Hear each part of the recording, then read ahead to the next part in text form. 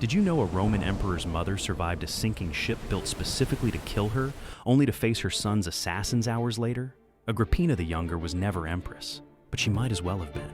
She maneuvered her way into marrying Emperor Claudius, her own uncle, and pushed her son Nero onto the throne ahead of Claudius's biological heir. She sat beside emperors. She received foreign ambassadors. She put her face on Roman coins. But Nero grew tired of her influence. He wanted her gone. So he had a special boat constructed with a hidden collapsing hull designed to sink with her on board. She survived. She swam to shore.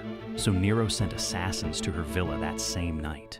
When they arrived, she reportedly pulled back her robe, pointed to her stomach, and told them to strike there, where she had carried him. She was killed, but she had built an emperor from nothing, outlasted a rigged shipwreck, and faced death without flinching. Rome never gave her a throne. She took everything else.